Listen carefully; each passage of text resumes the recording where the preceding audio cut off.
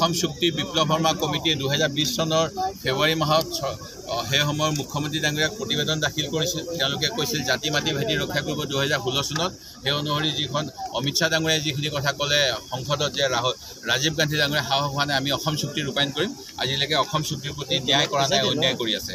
ঠিক তেনেকৈ 6 জনগোষ্ঠীক 2016 চনৰ নিৰ্বাচনৰ এমাহৰ পিছতে জনজাতিকৰণ কৰিম বুলি কৈছিল, আজিলৈকে তেওঁলোকক অন্যায় কৰি থকা হৈছে। দামিনী প্ৰজা আপোনালোকে জানে যোৱা বছৰৰ মাৰ্চ মাহত এগৰাকী আদিবাসী কিশোৰীক এজন বিজেপি নেতাই ধৰ্ষণ কৰি হত্যা কৰিলে, তাৰপিছত তেওঁৰ মাকে আত্মহত্যা কৰিলে। আজিলৈকে আৰক্ষীয়ে যিজন অভিযুক্ত তেওঁক গ্ৰেপ্তাৰ কৰিব পৰা নাই। আমি এই সদনৰ পৰা তেওঁৰ প্ৰতি ন্যায় বিচাৰিছোঁ। আমাৰ যিমান বানপানী ক্ষতিগ্ৰস্ত বা অন্যান্য ভূমিহীন, বসুন্ধৰাৰ নামত ভূমিহীনৰ তালিকা লোৱা হৈছে, কিন্তু তেওঁলোকক কোনো ভূমিৰ অধিকাৰ দিয়া হোৱা নাই। গোৱালপাৰা আৰু অন্য কেতবোৰ জিলাত সংখ্যালঘুসকলৰ যি প্ৰস্তাৱ সেইখিনি সমোলঞ্চে নাকচ কৰি দিয়া হৈছে। ঠিক তেনেকৈ অসমৰ নিবনুৱাসকলক প্ৰতি বছৰে 5 লাখকৈ চাকৰি দিম বুলি 16 চনত প্ৰতিশ্ৰুতি দিয়াৰ পিছত আজি 7 বছৰ পিছতো 1 লাখ চাকৰি সম্পূৰ্ণ কৰিব পৰা নাই। অসমৰ যুৱকসকলৰ প্ৰতি যি অন্যায় কৰা হৈছে এই অন্যায়ৰ আমি প্ৰতিবাদ কৰিছোঁ। আৰু গভৰ্ণৰ ভাষণত কোনো ধৰণৰ অসমৰ ন্যায়ৰ কথাই নাই। তেখেতে অসমৰ ৰাইজৰ অনুভূতিখিনি বিধানসভাত আহিব লাগে। অকল ঋণ লৈ প্ৰধানমন্ত্ৰী ডাঙৰীয়াই যোৱাকালি 11,700 টকাৰ বিভিন্ন ফাউণ্ডেশ্যন কৰিছে। এইখিনি কিমান আমাৰ অসমক প্লান দিছে নে আমাৰ অসমৰ ৰাইজৰ টুইট কৰিলে, অসম আৰক্ষী দৃষ্টিগোচৰ কৰিলে। আমি বিভিন্ন সময়ত মুখ্য সচিবক সাক্ষাৎ কৰিলোঁ, ডিজিপিক সাক্ষাৎ কৰিলোঁ, তাৰপিছত অসম আৰক্ষী ডিজিপিয়ে কোনো ধৰণৰ ঘটনা হোৱা নাই। কিন্তু ইয়াৰ স্পষ্ট প্ৰমাণ আছে, প্ৰথম দিনাৰ পৰাই অসম আৰক্ষীয়ে শাসক পক্ষৰ সহায় কৰিবলৈ যেনেধৰণে কৰিলে ই অসম আৰক্ষীৰ তাক কালিমা সানি দিছে। যিখন অধিৱেশন তাত ৰাজ্যপালৰ অভিভাষণ থাকে, কিন্তু আজি দেখা পালোঁ ৰাজ্যপাল ডাঙৰীয়াই ভাষণ দিবলৈ আৰম্ভ কৰিলে আৰু আমাক তাৰ প্ৰতিলিপি দিয়া নাই। প্ৰথম কথা। দ্বিতীয় কথা, তেখেতৰ গতিশীলতাৰ কথা কৈছে। এটা প্ৰথমে আমি শুনিবলৈ পালোঁ, যিখিনি শুনিলোঁ আমি কোনো গতিশীলতা দেখা নাই। গতিশীলতা যিখিনি হৈছে অসমৰ ৰাইজৰ ওপৰত মাধমাৰ মাৰি ঋণৰ বোজা দি গতিশীলতা হৈছে।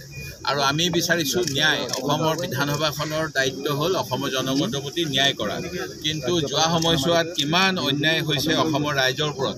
সেয়া লাগে ঋণৰ বোজাই হওক অথবা জোনমণি ৰাভাক ন্যায় দিব লাগে, এতিয়ালৈকে তেওঁক ন্যায় দিব পৰা নাই। তেওঁৰ এটা খুব মিষ্টিয়াছ চাৰ্কামষ্টেঞ্চত ডেথ হৈছিলে, যিহেতু তেওঁ ফৰেইন কাৰেঞ্চি।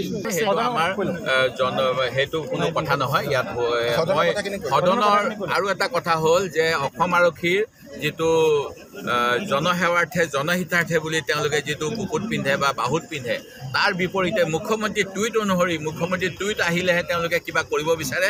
ইয়াতকৈ আৰু দুৰ্ভাগ্যজনক কথা নাই। যোৱা 31 জানুৱাৰী তাৰিখে যোৰহাটলৈ আমি ভূপেন বৰা ডাঙৰীয়াৰ লগত আৰক্ষীয়ে মতা অনুসৰি গৈছিলোঁ আৰু তাত আমি দেখা পাইছোঁ তাত আমাৰ ওপৰত prevention of destruction of public property ইয়াত এটা জামিনবিহীন ধাৰা লগাই দিছে, কিন্তু যোৰহাটৰ কোনো অঞ্চলতে কোনো বেৰিকেড নাছিল। আমি কোনো বেৰিকেড ভঙাৰ কথাই নাই। তাৰপিছতো ভুৱা গোচৰ মুখ্যমন্ত্ৰীয়ে কোৱা মতেই তেওঁলোকে জাপি দিছে। আৰু সেই গতিকে এনেধৰণৰ কাম কৰাৰ পিছতো যেতিয়া জয়ৰাম ৰমেশ ডাঙৰীয়াৰ গাড়ীৰ ওপৰত আক্ৰমণ হৈছিল, তেতিয়া মহিলা সাংবাদিকৰ গাড়ীৰ পৰা কেমেৰা কাঢ়ি ল'ব বিচৰা হৈছিল। বৃহৎ প্ৰশ্ন। আৰু ঠিক তেনেকৈ চৰকাৰী চাকৰিয়ালসকলৰ প্ৰতি চৰকাৰখনে ন্যায় দিব পৰা নাই। তেওঁলোকে প্ৰতিশ্ৰুতি দিছিল শিক্ষা বিভাগৰ গোটেই সমস্যা সমাধান কৰিব, আজিলৈকে সেইখিনি অন্যায় হৈ আছে। ঠিক তেনেকৈ অসমীয়া মাধ্যমৰ প্ৰতি অন্যায় কৰা হৈছে। আপোনালোকে গম পাইছে APSCত এজন অসমীয়া ক'ব নজনা মানুহে অসম অসামৰিক সেৱাত উত্তীৰ্ণ হৈছে। আৰু ইয়াতকৈ আৰু দুৰ্ভাগ্যজনক কথা, অসমৰ প্ৰতি থাকিব নোৱাৰে যে অসমীয়া ভাষা ক'ব নজনা মানুহে, অসমৰ অধিকাংশ মানুহে অসমীয়া জানে, সকলো মানুহে অসমীয়া শিকিব লাগে। অসমৰ ৰাজ্য ভাষা অসমীয়া 60 চনৰ অধিনিয়ম অনুসৰি। তাৰপিছত অসমীয়া নজনা মানুহক SCS বিষয়া দি পেলাই আমাৰ অসমৰ ৰাইজৰ প্ৰতি এই চৰকাৰখনে অন্যায় কৰিছে। আৰু ঠিক তেনেকৈ ঋণগ্ৰস্ত মহিলাসকলক কৈছিল যে সকলো ঋণ মাফ কৰি দিব। 2020 চনত মাইক্ৰ' ফাইনেন্সৰ বিল আনিছিলে, তাৰপিছতো আজি 3 বছৰ পিছতো অন্যায় কৰি আছে। আৰু এইবিলাকৰ বিষয়ে আমি কোনো ধৰণৰ আভাস ৰাজ্যপালৰ ভাষণত যে নাই, নিশ্চিত। কাৰণ তেখেতে চৰকাৰখনে যিবিলাক কৰিব বিচাৰিছে সেই কথাখিনি শ্ৰুতলিপি অনুসৰি তেখেতে পঢ়ি গৈছে।